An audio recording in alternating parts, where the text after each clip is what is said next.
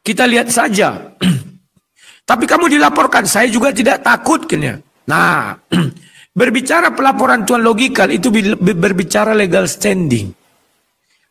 Pelapor adalah APII atau katakanlah mengatasnamakan Asosiasi Apologet Islam Indonesia. Ada kata-kata Islamnya. Legal standingnya apa? Hak Islam melaporkan seorang umat Islam yang meminjak Bible, kitab suci orang Kristen. Ada nggak legal standingnya? Nggak ada.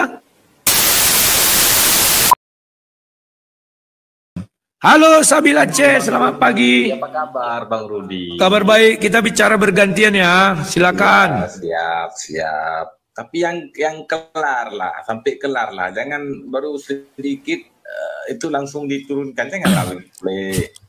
Kau bisa kelar kalau kau cerdas. Cobalah kemarin, apalah cerdasmu? Aku buat ini karena Sinandar kan bertanya, buka Alkitab bahasa Arab terbitan lain. Ku bawa ini datang kau tahun berapa itu 2003. Masa kau bandingkan 2003 dengan tahun 600-an? Kan on kau itu. Udah yang cerdas silakan. Dan yang kita bicara. Ya mau bahas apa Le? Kita lagi membahas besok Tuan Logikal memberi kesaksian di Polda Sumatera Utara. Maka kita akan melihat tontonan yang menarik. Apakah Polda Sumatera Utara akan didemo? Saya nggak tahu ya. Dalam artian rame-rame orang datang ke sana menggeruduk Tuan Logikal. Apakah Tuan Logikal akan takut? Kalau saya bilang kalau kalian bermartabat, proses hukum sudah berjalan. Biarkan, jangan pergi ke Polda menakut-nakuti Tuan Logikal. Kalau kayak saya itu, saya ditakuti orang-orang ini, tolong ditangkap ini saya bilang. Punya hak, punya. Urusannya apa rame-rame ke sana? Itu kan sudah masuk dalam kategori ancaman atau intimidasi ya. Nah, bagaimana menurutmu? Apakah Tuan Logikal akan berani atau Tuan Logikal akan menjadi ciut? Silakan, silakan. Kalau masalah apakah Bang Logika berani atau tidak, kita lihat aja besok ya. Karena kita tidak bisa memvonis seseorang berani atau tidak. Selagi belum ada buktinya yang bisa kita tunjukkan keberaniannya ataupun keciutannya kan begitu. Kan nggak ada bukti beliau ciut ataupun berani. Jadi ketika sudah dipanggil, kita lihat aja besok bagaimana tindakan beliau begitu kan. Sebentar dulu. Kalau bukti dia berani banyak. Sampai tadi malam dia live, dia bilang saya nggak takut katanya. Cuma ketemu kau dengan aku di Sumatera, di Medan katanya. Nah, ini kan luar biasa ya. Dan ya saya pikir dia nggak takut karena dia kan nanti akan dikawal juga oleh pengacara. Kalau nggak dikawal pengacara, iya sih bisa takutlah datang sendiri. Kalau ada pengacara ibaratnya dia agak nyaman lah ya. Kalaupun ada nanti pengganggu-pengganggu itu bisa ditangkap polisi langsung. Apalagi sampai menyentuh dia. Jadi jangan cuil dia. Dicuil pun bisa dikatakan masuk pasal pidana ya. Silakan. Oke, gini Bang, itu Abang kan selalu menggunakan standar ganda, istilahnya gini, Abang tidak melihat ketika, ini Abang kan selalu mengatakan bahwa kalau udah dilaporkan ke kepolisian, biarlah kepolisian yang memproses, tapi di balik itu Abang tidak melihat ketika si Entok sudah dilaporkan, masih ada ancaman lagi dari Gamki itu kemarin, padahal udah dilaporkan, kenapa masih ngancam, kan begitu Bang? Abang bentar, Sabil, sampai hari ini kau pun tidak cerdas. Sudah ku jelaskan itu kan kau lihat di berita. Memang bongak kau. Oh, pungo. Bukan terpojok. Itu yang kau baca berita yang kebenarannya belum bisa dibuktikan. Tapi kalau Ucli menggerudu ada bukti. Divideokan. Nampak orang itu ke situ menggeruduk, paham nggak arti berita dengan fakta sesungguhnya?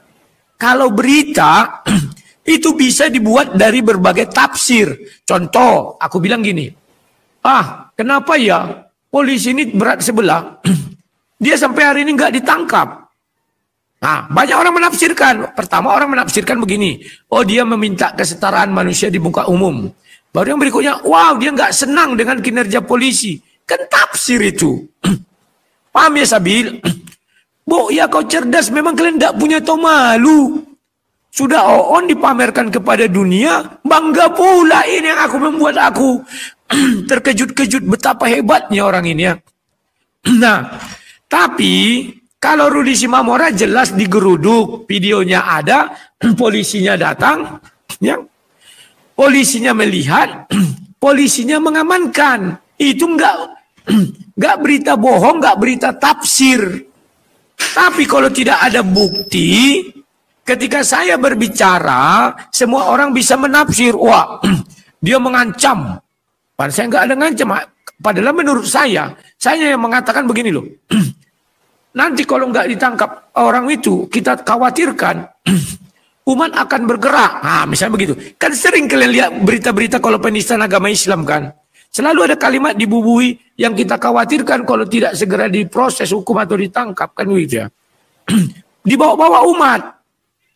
Takutnya khawatirnya umat Islam akan bergerak misalnya begitu. Nah, tafsir berbeda-beda. Tafsir pertama mengatakan begini, oh iya, mereka sudah mulai tidak percaya dengan kinerja polisi.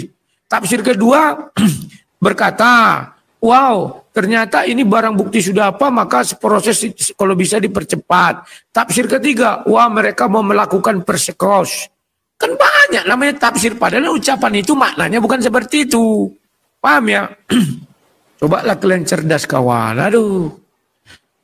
Kalau memberi data dan fakta, lihat yang apa yang ada. Contoh, Tuan Logikal berani, aku bilang. Faktanya apa? Sampai tadi malam dia bilang saya nggak takut. Kita lihat saja. Tapi kamu dilaporkan, saya juga tidak takut.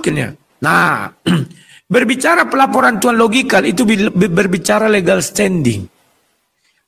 Pelapor adalah APII atau katakanlah mengatasnamakan Asosiasi Apologet Islam Indonesia. Ada kata-kata Islamnya. Legal standingnya apa? Hak Islam melaporkan seorang umat Islam yang meminjak Bible, kitab suci orang Kristen. Ada nggak legal standingnya? Nggak ada. Lah, orang Kristen nggak keberatan. Masa orang Islam keberatan? Dasarnya dari mana?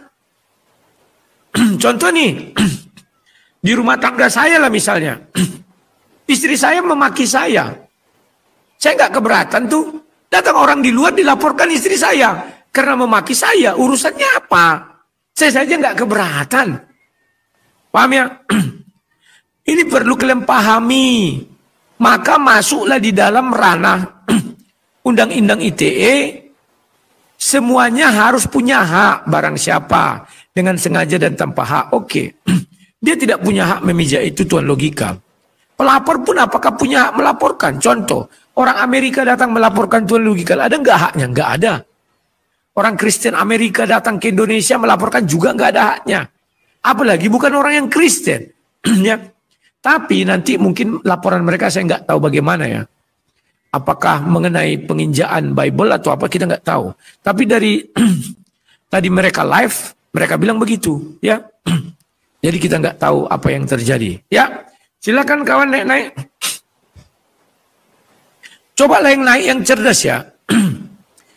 Ya, mari kita bantu kawan agar si Rudi Simamora ini bisa tetap memiliki hak atau tetap bisa berjalan prosesnya secara normal. Mari bantu, kita lagi mengumpulkan dana untuk itu semua kawan-kawannya. Dan satu perlu kalian perhatikan, bahwa kemarin ada yang namanya HBB. HBB ikut di dalam konferensi pers yang dilakukan oleh Desma Simanjuntak. Dan setelah saya cari tahu, katanya itu adalah dia di situ apa ya? Tim hukum atau bagaimana dari HBB, saya nggak tahu ya, lupa ya. Maka HBB hadir di situ. Dan saya ada lihat TikTok orang HBB mengatakan, kami tidak pernah melaporkan seorang selain Ratu Ento. Nah itu nggak tahu ya. Banyak hal yang nanti bisa kita ungkapkan di situ. Apakah si Desma ini hanya dijadikan umpan peluru untuk melaporkan orang ini, tapi kehadiran HBB ada di situ, kita nggak tahu ya. Ataukah memang fungsi HBB di situ untuk mengawal? Saya juga tidak tahu. Kalau itu yang terjadi, saya percaya si Tuan Logikal aman. Karena sekali-sekali memang harus terjadi di Medan, kupikir seperti itu kawan. HBB nanti ada situ, datang misalnya geruduk pasukan OTK itu, riba saja. Kenapa rupanya? Sekali-sekali kan bisa begitu kawannya. Nah setelah itu baru polisi nanti tersetrum. Ternyata ini begini-begini tidak bisa diizinkan lagi. Jadi setiap ada geruduk-geruduk, bubarkan. Kan kalau negara ini kawan, kalau belum terjadi apa-apa dibiarkan aja. Orang hanya geruduk aja kok, kalau sudah mati baru. Nah contoh ini rumah saya.